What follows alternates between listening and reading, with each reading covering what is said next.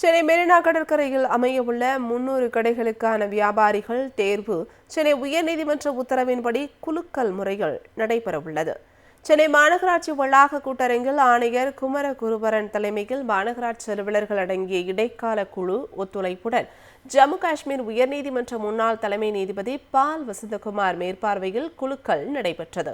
உயர்நீதிமன்ற ஆணையில் குறிப்பிட்டபடி மொத்தம் 300 கடைகள் அமைக்கப்பட்டுள்ளன. உணவு வகைப்பாட்டிற்கு 100 வியாபாரிகள், அலங்கார மற்றும் பரிசு பொருட்கள் வகைப்பாட்டிற்கு 100 வியாபாரிகள், பொம்மை பொருட்கள் வகைப்பாட்டிற்கு 100 வியாபாரிகள் குலுக்கல் முறையில் தேர்வு செய்யப்படுகின்றனர். ஒவ்வொரு பிரிவிற்கும் 5% மாற்றுத்திறனாளிகளுக்கு ஒதுக்கீடு செய்யப்படுகிறது. 3 பிரிவுகளாக குலுக்கல் நடைபெறுகிறது. உணவுப் பொருட்கள் வியாபாரிகளுக்கான குலுக்கல் காலையில் நடைபெற்றது. அலங்கார மற்றும் பரிசு பொருட்களின் வியாபாரிகளுக்கு மதியமும், பொம்மைகளின் வியாபாரிகளுக்கான குலுக்கல் மாலையும் நடைபெறுகிறது.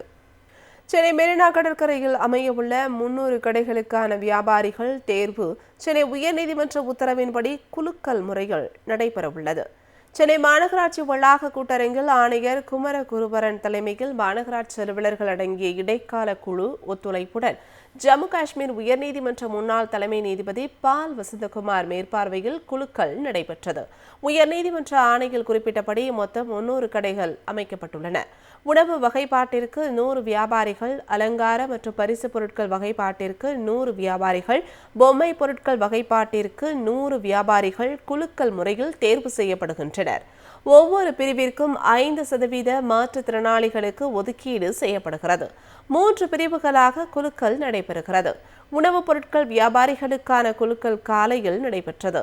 அலங்கார மற்றும் பரிசு பொருட்களின் வியாபாரிகளுக்கு மதியமும், பொம்மைகளின் வியாபாரிகளுக்கான குலுக்கல் மாலையும் நடைபெறுகிறது.